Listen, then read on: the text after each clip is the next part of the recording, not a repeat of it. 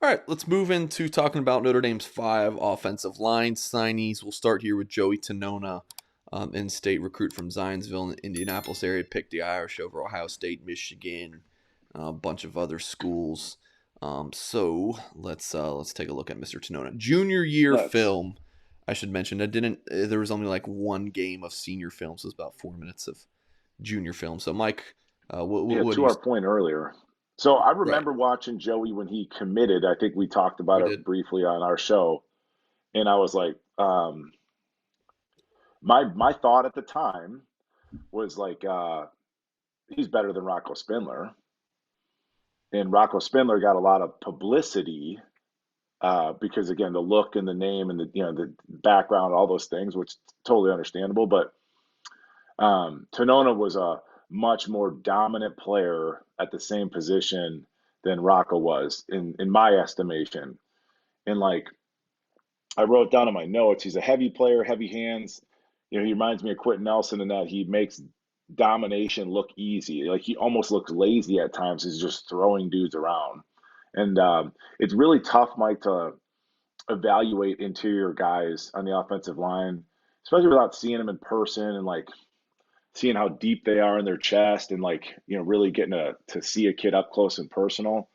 But super physical player. I think he's a guard at the next level. There's times on film where you see him where he's so concerned with dominating the man on that he won't release and kind of climb to the second level. Not a concern in terms of when they run those duo double team blocks, but this is the play. So he should have got off to the linebacker there that's fast flowing, but have you ever been around him, Mike? Like Yeah, seen him in the flesh? once. Big kid. Big dude, big He, dude. I got a picture of him. I won't. I can't bring it up on the screen. I don't have it on my desktop, but I got him standing next to Blake Fisher, and it's like, whoa, he's a big dude. Like he's almost as big as Blake. So yeah, Yeah, yeah. So if the feet are if his feet are a half a step slow, like again, I think Joe Alt's got better feet than Blake, but gosh dang, man, Blake's so damn big. He's just hard to get around. So yeah, I'm a fan of Joey Tanona, and I'm a fan of his physicality, even if he makes it looks so easy at times that he almost looks lazy. But a kid with some frame that's got some shit to him. Uh, I'm really a fan of Joey Tanona yeah. So we've for sure. seen him play some center from his junior season. Hmm. He played a ton of left tackle, but I do think guard. But yeah, he can play. I think he could play any of the 5 spots except for probably left tackle. Um, Yeah, that's in my note. I put guard or right tackle, and to me, again, some of this is guesswork, Mike. Like I don't know the football IQ, the trust factor there in terms of playing center, like identifying defenses and all those things. I don't know if he's athletic enough to play center. I think he's just kind of live there and be just a badass guard, man. I do. I want to say this for our YouTube audience here. This is the game I was at. This was Tanona versus Fisher. I want to say that might be Fisher at nose. Let's Oh, see. interesting. No, it's not. But I have footage. It's on our YouTube page. If you search, if you find it, I have clips of Tanona and Blake was at nose tackle. Blake didn't really know what he was doing at nose tackle. He was just a big body there, but that was always pretty interesting. So Tanona is interesting, and like he committed to Notre Dame. He was the first guy in the class back in summer of 2020, and a guy like that commits early and is not a big social media guy. He's not going to any more camps or anything like that. So he's just kind of the forgotten man, kind of, whether it's fan interest or rankings or what. Like he doesn't really do any interviews. I haven't talked to him since that game, fall of 2020 that I just talked about. He just doesn't really care about media Let me stuff. tell you something. But he looks great on film. I spoke about that with Rocco. I don't want my offensive linemen in the media. I don't want my offensive lineman doing media. Like you want him to do his part, like to help recruit and all that. But just generically speaking, in the lineage of offensive linemen, that's not who they are. Generally speaking, I saw a clip of Quentin Nelson the other day. Gosh, who are they playing? I don't remember. But the linebacker comes downhill. He picks up the linebacker, just crushes him. And the linebacker's like, "You all right?" And he's like, "Yes, sir." And then he helped him right back up, like just literally just dominated another grown man that helps him right back up. The kind of the humility piece there. I think Joey Tanona could be a really good player for a long time, and famously, you never want to hear the offensive lineman's name called. I'm a big fan of his. Some of this stuff they got to get acclimated just to college life and college football, but I would project him, I mean, just with how physical he is and how heavy he looks in terms of the hands and the um, just kind of the weight and the force on impact. I'd project him to be a starter some point down the road for sure. Yeah. Yeah, definitely. Okay. Next up, Billy Schrauth. Um, Mike, I know you're not like a big Rocco Spindler guy. I know you like him, but like, Oh yeah, everyone loves him to death. I know you're not. Like, you were the same with Will Shipley. You've been the same with other guys. Schrauth to me is comparable to Spindler. Like, his tape reminds me of Spindler, two-way interior lineman from the Midwest. great call, Mike. I agree. So, all right, we'll I agree with you. watch some Schrauth here. And just to be clear, um, that's not a knock on Rocco or any, but I was like, okay, I'll wait, more of a wait and see, Mike, right? Yeah. So Schrauth, what do you I think of him? wasn't, I'm not ready to anoint him just yet. Um, Again, I wish I could see him in person, but he looked great on film. Um, he didn't seem as dominant to me as Tanona did in terms of just blowing people off the ball. Um, Kind of like a almost like a wave in the ocean. That's how Tanona to me looks, like people just move out of the way. Technique was great. I see the appeal, absolutely. Um, I think you can move him around on the line as well. So offensive line, it's like to me, it's like height, weight, technique. Can he bend a little bit? You don't want to be stiff. I saw him make Schrauth make a couple plays playing defense. It was kind of indicative of his like overall athleticism, right, Mike?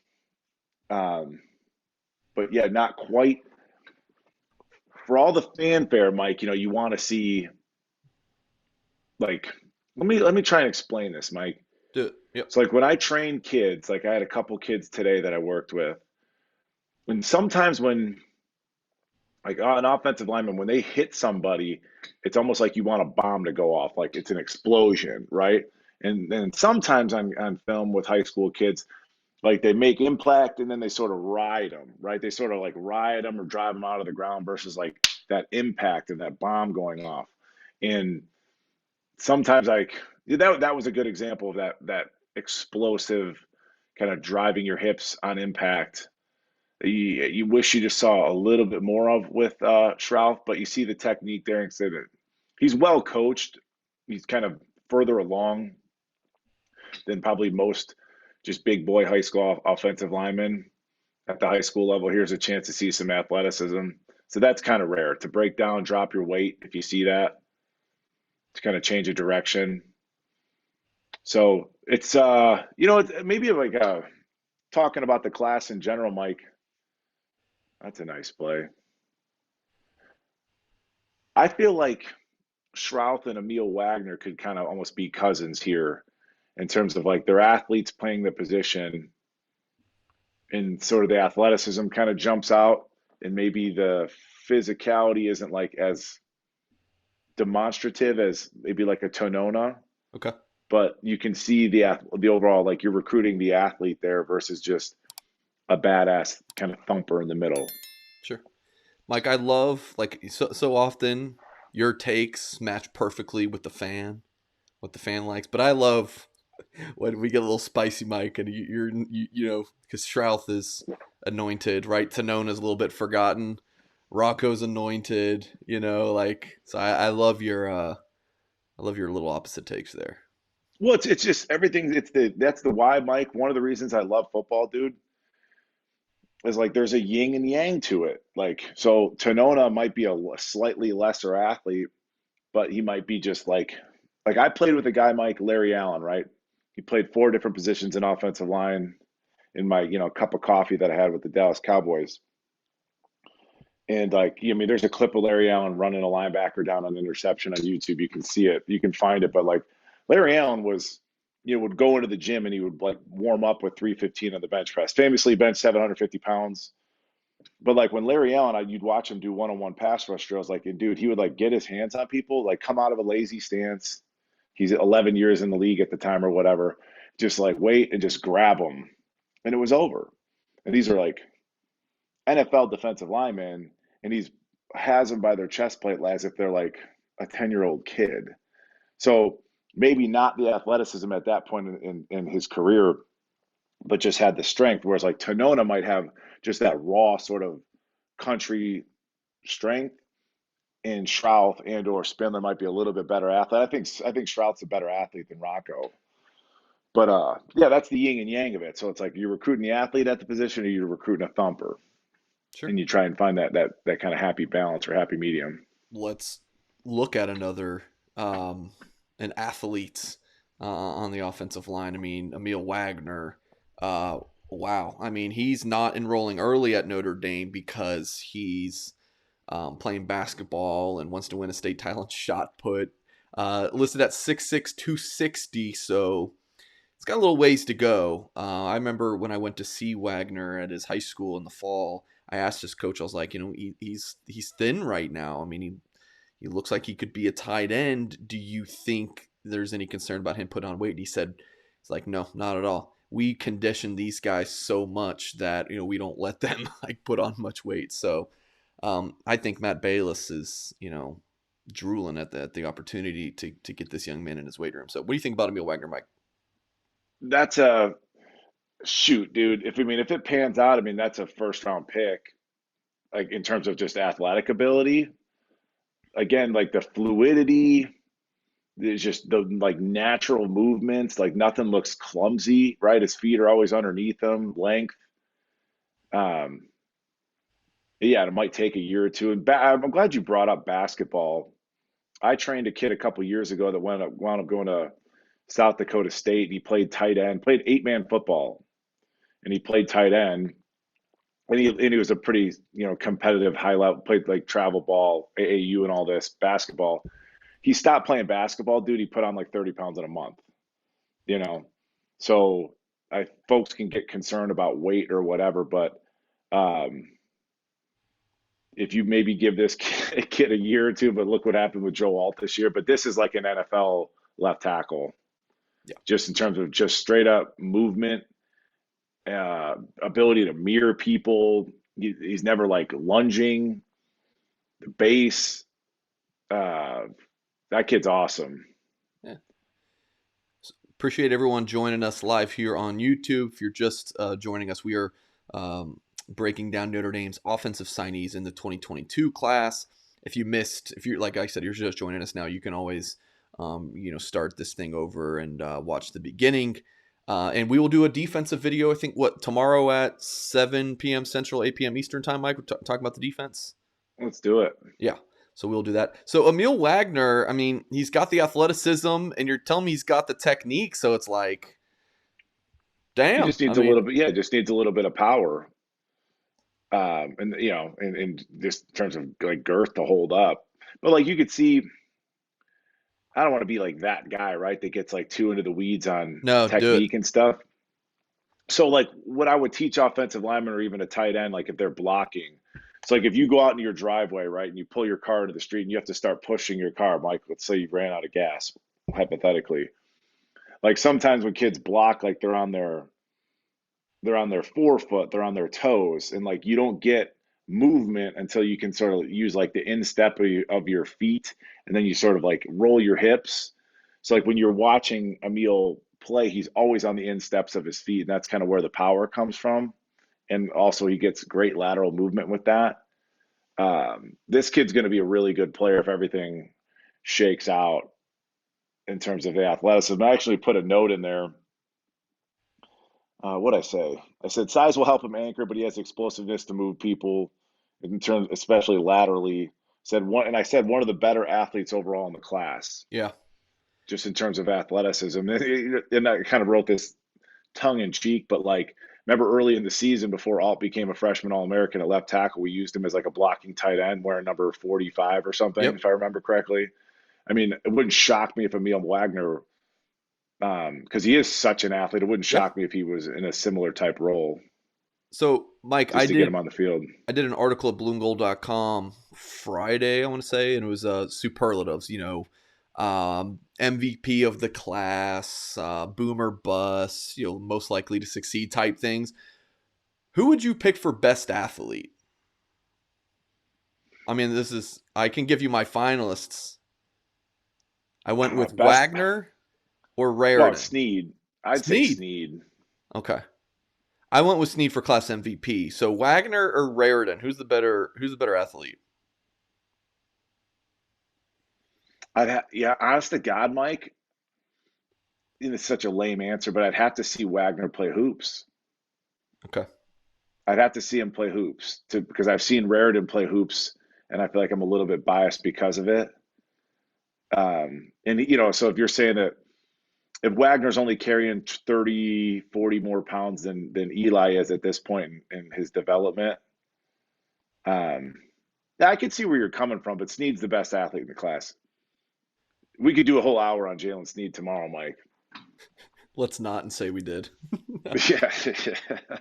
I don't got that kind of time. Okay, So, but what's Yep. just kind of like as we sort of continue to move on through the class, like I almost look at it because I think it's fun to always compare this stuff to NFL because I think our average YouTube viewer has more familiarity with like the NFL draft more than they do like signing classes because you never know the rabbit hole somebody might find themselves in. It's like, well, who's this Goolsby and Singer? They stumble into our YouTube videos, but like when you look at an NFL draft class, like if you can get a couple starters and maybe have like one All Pro out of your 6, 7 draft picks, like that's a great draft class. So like when you look at our class, I think Wagner, I don't want to get into particulars, but there's enough kids on that. Yeah, I don't want to get into specific kids, but like there's a handful of kids in that class where you could be like, well, that could be the equivalent of like an all pro one day. Like these are draftable type kids, which is what we want to see, um, to close that gap with the elites. Sure. All right. Next up will be in just a moment. Tai Chan, big man from the Boston, Massachusetts area. So another early commit for Notre Dame, Under Armour All American. Penn State was trying to flip him late after he'd already been committed to Notre Dame for quite some time. So, what do you think about Mr. Chan? Have you ever been around him, Mike? Before I get into it, have you ever met him? Once. So I just in like I feel like because where's he from? Like Connecticut, Massachusetts. Massachusetts. So something just tells me about this kid, and he also has like the look, right? Like between he and Rocco, like they can be extras in any football movie that comes out in the next 20 years. Like they just look the part. Something tells me that Tai Chan's got like some shit to him, and I think it might take him a year or two to get acclimated or whatever. But something tells me this kid's got like more mental toughness. There's just something about him, kind of watching him play. I'm optimistic. It might take him some time, but I think he could be a really, really, really, really good player. And I think he plays several different spots. I don't know if he's a true left tackle. Um, but how fun, like you think about I think that, if you look at these four offensive linemen, we'll get into the final one here in a second, but like the luxury of having Alt at left tackle and then you're and or Blake, but I would project Blake to move over to the right side. But what a luxury to have two young kids as your sort of bookends for the next 2, 3 years, where you could let some of these other younger kids that like, gosh darn, you can see the potential there, but they maybe can buy themselves a little bit more time and they're not as under the gun in terms of developing. But Tai Chan, I think, could be a special player too. I thought that when he first committed way back when, a kid that kind of knows what he wants, he's going to have to learn. I don't imagine he's getting the best coaching and the level of competition there. But just something about that kid, I think he'll end up being a really good player for us. I think that he should also be a starter down into the future as well. Yeah. So going through the signees we talked about so far, You got Wagner. You talk about several times. You think he's a left tackle, potentially the future for Notre Dame. Schrauth, an interior guy. Tanona, we talked about, being another interior guy. What about Chan? What do you think about him? I think he'd be a guard. And again, you're talking very generically. Could Wagner be a fantastic pulling guard? Freaking hell yeah, he could. But like you're just saying, projecting. I always look at like the NFL projection. His movement skills. He's a left tackle, and the body type. Like go the Packers game. I don't even know who their starting left tackle is, number 73, but he's got arms down to his knees. He's like 6'8". Like based off that kid's body type, he's a left tackle. You understand? So when you look at Wagner, it's like, well, that's just an obvious penciled in. He'll be 6'6", 310 in 3-4 years, and like that's a NFL type left tackle. So to answer your question, Mike, I think Chan could play either guard or tackle. Yeah, I agree. It's um because he seems to be in just a really big framed, kind of wide bodied kid that's a better athlete than he should be. The only one that I don't think thus far in the class, I think Schrauth's a guard slash center, probably more of a center if you put a gun to my head, and Tanone is a guard. But I think Wagner could play guard tackle. Like Chan could play guard tackle. And we have one more recruit to talk about in Notre Dame's offensive class, and that is Ashton Craig. Lowest ranked, lowest kind of heralded guy, but an All-American, had close to 30 offers, and another good one. So what do you think about Ashton Craig, Mike? Every class needs an Ashton Craig.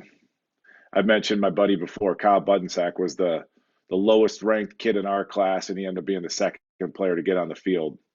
So not to like, and that's not to call him a glue guy or whatever is the case, but um, yeah, another good player. I don't know. He doesn't look to me. So I would say he might be another sort of center guard candidate. He on film. That's why it sucks that I can't see these kids in person. Why don't I go to the All American game with you down in San Antonio, dude? So I could see some of these kids. But like, I'm just planting that seed. Um, he doesn't look to have the overall frame and length that some of the other kids in the class do. So I feel like he might work better um, inside. It just might be a more natural fit for him. But try hard kid, good feet, real light on his feet. If I'm honest with you, um, not as dominant as like a Tanona or a Wagner, but just a really really good football player. I played with a guy like this back in the day. Irish fans might remember him, Dan Santucci. Dan Santucci wasn't a 5-star type kid. Came into Notre Dame as a three technique defensive lineman and ended up moving offensive line like his last year and played in the NFL for like 4 years as a guard. Hmm. Uh, just tough, would do his job. Like you have to have room for that. You can't have physical freaks, across the board, right? That's kind of unrealistic. Um, but yeah, I would say he's a guard center, real light on his feet and a better athlete, but just doesn't look to have like he's not going to be able to carry 310, 320 pounds. Doesn't look like to me. Okay. Okay.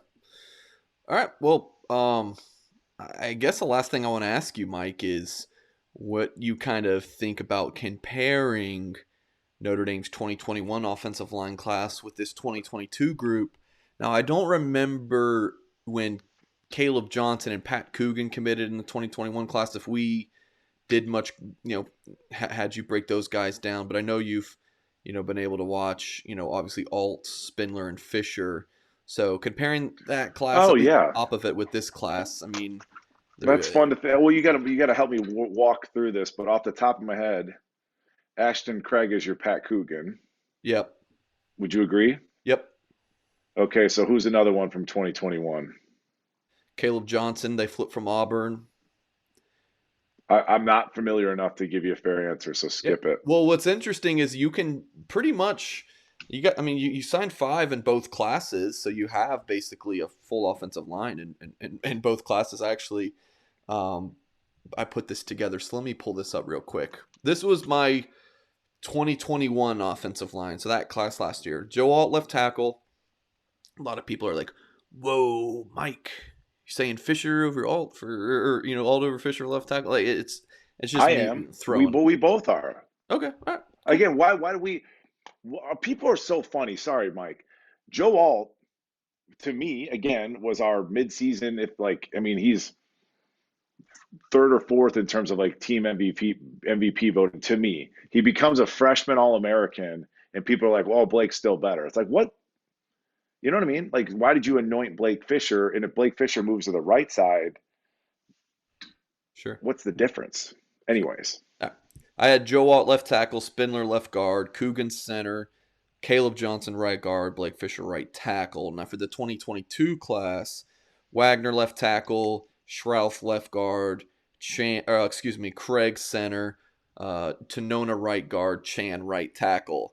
I mean, I think that the 2021 class is more top heavy, but damn, that 2022 class is deeper. That's kind of my thought. I like it. I mean, really good job, actually. I mean, you nailed it with the Alt Fisher in the previous class. And they're not all going to stick around. I mean, they probably lose a couple here or there. It's just the nature of the Right. beast. But I do think it's a nice mix to be like, okay, well, maybe the question is like, who's going to play first, right? So maybe we don't think Wagner, generically speaking, like maybe Schrauth, because Schrauth looks like he has better technique than you see for most kids. Like he might be able to play a little bit. I think Tanona needs a little bit of work in his conditioning. Um, but that's something else. Both great classes. And when you combine them, Mike, Yeah. and this is tough because I don't have Wagner on there, but you talked about earlier. You could see Wagner at a guard, and I'm kind of like, oh man, kind of like that idea. But I had Alt left tackle, Spindler left guard, Tanona center, right guard Schrauth, right tackle Blake Fisher. When you combine Notre Dame's 21 and 22 classes on the offensive line, I'm like, that is such a damn good class right there, or a good lineup right there. Well, this is again, we love the hypotheticals, but I could see let's just pencil in Alt at left, Blake at right, Fisher at right tackle, maybe move Spindler to center. I Okay. think there's an interesting kind of leadership vocal piece there where I don't think he's asked to be as yeah, he can climb to the next level. But Aamil Wagner at guard is interesting because I played the linebacker position, and like when you've got a guard that's up in your shit like that, it makes for a long day. And as athletic as he is, I could really see. I mean, for him to climb like that, there's nobody else in either class that's comparable in terms of like the ability. I mean, you saw him running down the field, so we'll see how it shakes out. I mean, again, I'm not privy to getting to watch practice film or one-on-ones or anything like that, but um, it looks like we're in good shape on the offensive line for a few years to come here, bud.